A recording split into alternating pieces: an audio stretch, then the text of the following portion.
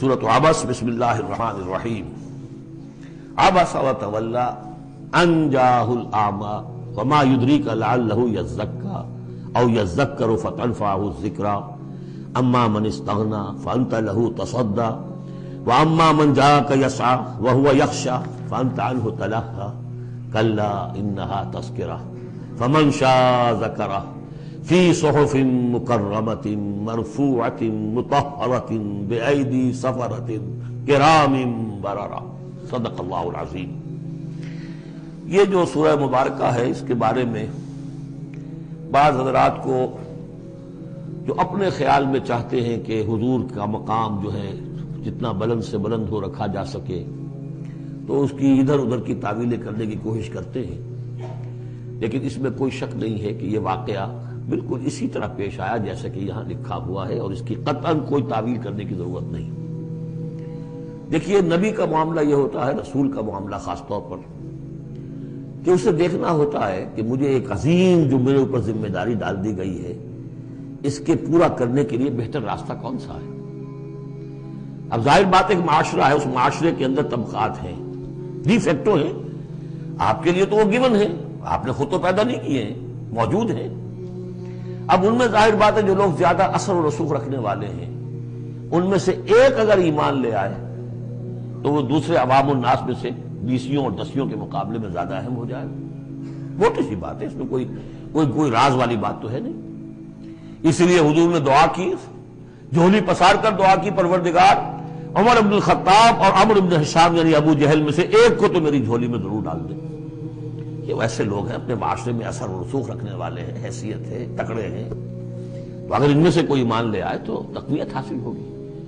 تو نتیجہ یہ نکلتا تھا کہ حضور ایسے لوگوں کی طرف زیادہ راغب رہتے تھے، توجہ فرماتے تھے۔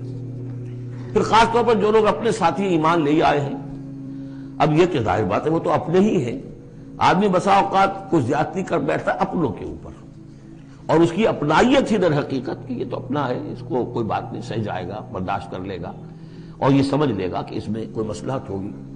تو اگر اس طرح کا رویہ ہو تو یہ بالکل منطقی ہے، سمجھ میں آنے والی بات ہے کہ ایک روز حضور کے پاس کچھ قریش کے سردار بیٹھے ہوئے تھے، گفتگو کر رہے تھے۔ عبداللہ ابن ام مکتوم رضی اللہ تعالی عنہ ایک نابینا صحابی ہیں، وہ آ گئے۔ اب یہ کہ بہرحال نابینا تھے، لیکن یہ کہ بہرے تو نہیں تھے، اندازہ تو انہیں بھی ہو گیا ہوگا کہ اس وقت گفتگو ہو رہی ہے، کن لوگوں سے ہو رہی ہے، اور جو نابینا ہوتے ہیں اللہ تعالیٰ ان کی کوئی اور ایک رنگ تیز کر دیتا ہے، کمپنسیٹ تو کرتا ہے نا ان کو۔ تو انہیں یہ چاہیے تھا کہ اس وقت وہ خاموش رہتے۔ انہوں نے یہ کیا، بار بار حضور کو اپنی طرف متوجہ کر رہے ہیں، حضور ان سے گفتگو کر رہے ہیں اس وقت۔ اس پر کچھ ناگواری کے آثار پیدا ہوئے، حضور کی تیوری پر بل پڑ گئے، اور حضور ان کی طرف متوجہ نہیں ہوئے۔ وہ بددل ہو کر وہاں سے اٹھ کر چلے گئے۔ اس پر پھر یہ کہہ لیجئے حضور کا لفظ عتاب، یہ عتاب نازل ہوا مجھ پر، اس لیے کہ اس کے بعد پھر جب کبھی بھی آتے تھے عبداللہ ابن ام مکتوم تو حضور فرمایا کرتے مرحبا بالذی عاتبنی اللہ فیہ، مرحبا اس شخص کے لیے جس کے بارے میں اللہ نے مجھ پر عتاب فرمایا ہے۔ اب اس میں یہ تعویل کرنا کہ یہ حضور کے مقام تو یہ ہو ہی نہیں سکتا، انہونی بات ہے، ادھر سے ادھر سے، قطعاً کوئی ضرورت نہیں۔ یہ رسول بھی بشر ہوتا ہے، بشر ہونے کے علاوہ میں نے آپ کو بتایا ہے یہ دعوت کا تقاضا ہے۔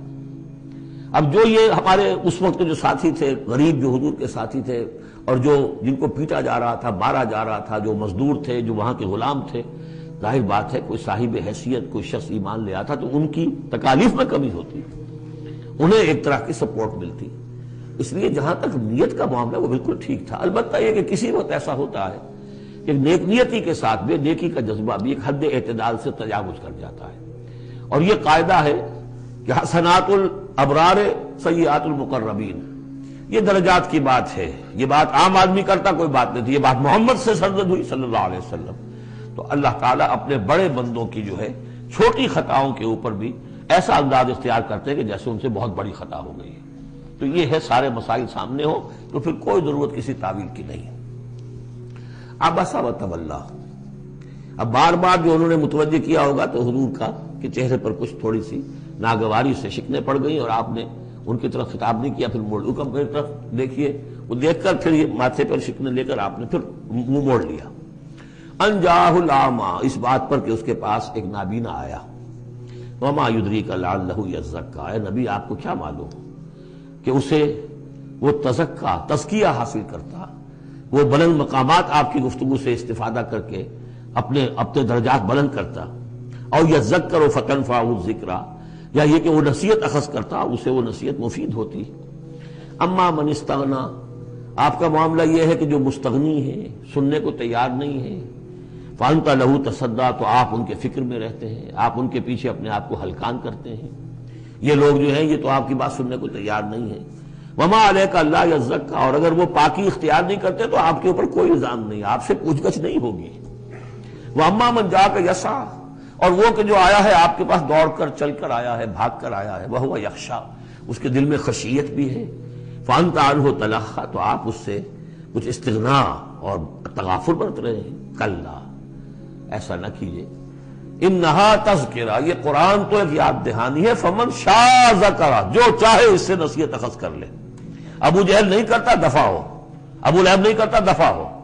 جو کرنا چاہتے ہیں آپ کی توجہ ادھر ہونی چاہیے، جیسے سورہ کہف کے اندر آیا، وَاصْبِرْ نَفْسَكَ مَعَ الَّذِينَ يَدْعُونَ رَبَّهُمْ بِالْغَدَاةِ وَالْعَشِيِّ يُرِيدُونَ وَجْهَهُ وَلَا تَعْدُ عَيْنَاكَ عَنْهُمْ تُرِيدُ زِينَةَ الْحَيَاةِ الدُّنْيَا وَلَا تُطِعْ مَنْ أَغْفَلْنَا قَلْبَهُ عَنْ ذِكْرِنَا وَاتَّبَعَ هَوَاهُ فَكَانَ أَمْرُهُ فُرُطًا۔ تو یہ مختلف مواقع پر یہ بات آئی ہے، لیکن ظاہر بات ہے کہ حضور معاذ اللہ ثم معاذ اللہ ثم معاذ اللہ کسی ذاتی غرض کی وجہ سے تو نہیں، اور یہ ہمیشہ ہوگا دعوتوں میں، تحریکوں میں۔ ظاہر بات ہے ہر سطح کے لوگ ہوتے ہیں، اب جو بھی داعی کوئی ہے، کوئی کسی جماعت کا امیر ہے، اب اس کا وہی ہوگا، اور وہ چونکہ ایک کمپلشن ہے کہ جو لوگ معاشرے میں زیادہ مؤثر ہیں، صاحب حیثیت ہیں، ان کا ایمان لے آنا، ان کا ساتھ آ جانا، کسی تحریک میں شامل ہو جانا، وہ اس تحریک کے لیے، اپنے لیے نہیں، ذات کے لیے نہیں، اس تحریک کے لیے، اس دعوت کے لیے، اس مقصد کے لیے یقیناً مفید تر ہے۔ اس حوالے سے معاملہ رہے گا، اور اس میں یقیناً پھر ایسا ہوتا ہے کہ دوسرے طبقات کے لوگ جو ہیں وہ پھر اسے محسوس کرتے ہیں، مغایرت سی ہو جاتی ہے۔ تو یہ در حقیقت دنیا میں بھی یوں سمجھیے کہ ہر اعتبار سے یہ پل صراط جسے ہم کہتے ہیں کہ اس کو بال سے زیادہ باریک اور تلوار کی دھار سے زیادہ تیز ہوگی، وہ دنیا میں بھی ہے۔ دو انتہاؤں کا معاملہ ہر وقت رہتا ہے۔ کوئی شخص جو ہے وہ اپنی خودداری، عزت نفس کی وجہ سے ایک رویہ اختیار کرتا، دوسرا سمجھتا متکبر ہے۔ یہ ایک شخص ہے جو کسی کے ساتھ ملائمت سے پیش آتا ہے، دوسرا سمجھتا ہے میری خوشامد کر رہا ہے، چاپلوسی کر رہا ہے۔ تو ان دونوں چیزوں کے اندر تکبر اور خودداری، بس یوں سمجھیے کہ قدم میں فاصلہ دارن، بلکہ قدم بھی بڑی شے ہے، وہ باریک بال ہی ہے درمیان میں کہ خودداری کسے کہتے ہیں اور تکبر کسے کہتے ہیں۔ تو اس میں یہ ہے کہ ہر معاملے کے اندر کوشش ہونی چاہیے درمیانی راستے کی، جتنی بھی انسان کر سکے۔